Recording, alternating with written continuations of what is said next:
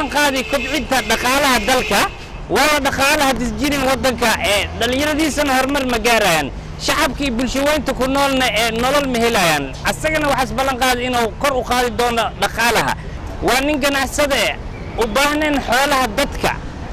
xuquuqda dadkana u dhici doono haddana waxaan gudagali doonaa fikirka dadweynaha ay ka qabaan Cabdo Cali Gees ishiinaani macallin waxaan u baahanahay madaxweynahan koox wadan madaxweynaha dadka u dhaxeeya madaxweynaha daacada madaxweynaha musuqmaasuq ahayn madaxweyne ciidamada xoogga dalka jecel madaxweynaha shaqaalaha xuquuqdooda siiya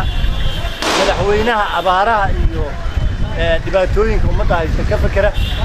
baan u baahanahay ma naqaano midka ugu khayrka badan ilaahu noo door ilaahay waxaan ka baryaynaa inta musharaxiinta midka ugu fiican ani ma aqaan midka ugu fiican ilaahay baa yaqaan ilaahu noo door midka ugu fiican waa la kastaa waxaana lagu ogaaday runtii musharaxiinta khudbadaha ay soo bandhigeen intaasi in ka badan ummadda Soomaaliyeed waxa uu ballan qaaday musharax madaxweyne Cabdo Cali Gees waxaan leenahay in ilaahay ku kuuleeyo Allah uu kaso وعليكم السلام ورحمة الله walaalkayga waa ogtahay magaalada iyo shacabka Soomaaliyeed inay horumar rabaan dalkana horumar in isgaaro qof walba inay ku taameeyso ay jeceshahay waxaa jira dhowr musharax oo rabaan dalka inay madaxweyne ka noqdaan بين ما adiga hadda wadada maraysi maxaa qabataa والله وحن قبت ماله باقي مودك هاي مشى haye maxaa jeceshahay أنا وحن جعلنا هاي مدحوينة دليرة أو مستقبل ويلايو شغلنا وأبورايو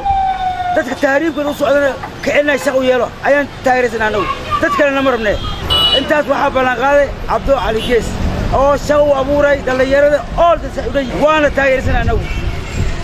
ilaahay waxaan ka tuubaynaa dawlad caadil ah oo muslimka u roon anu kan noo roon ilaahay anoo keeno ilaahay insha Allah taala ilaahay saasaan ka tuubaynaa dadkii oo maxal dhalinyartii oo bariga maxal yira 20 sano wax baranaayeen oo jaamacada ka bixeen shaqo ma haastaan guri jaaray ku jiraan waalidkii oo wax bari oo buug adduunyo u soo gaday wax maxal dhahaa nafci ma ka haastaan ilaahay dawlad caadil oo ilmahaas shaqana oo geliso ilaahay anoo saqara insha Allah sanahay dhibaatooyin badan way jiraan wax badan waa soo marnay haddana waxaan jecelnahay inuu dhibaatadaas ilaahay naga bixiyo insha Allah wallahi waxaan isleeyahay Cabdo Cali Gees maadaama uu yahay ganacsato oo anaga aan dooranay oo anaga aan ku qasabnay inuu musharax noqdo inuu wadanka u taarin karo oo dadweynaha Soomaaliyeed waxba uusan ugu baahneen waxaan dhihi lahaa Cabdo Cali Gees inuu madaxweyne Soomaaliyeed noqdo baarlamaankana waxaan ka codsanaynaa haddaan shacabka Soomaaliyeed nahay inay codkooda siiyaan Cabdo Cali Gees dacwadayaal baahiyaha bulshada aad aragteen noocyadeeda kala duwan ay sheegeen waxaa ka qaban kara waa musharax Cabdo Cali Gees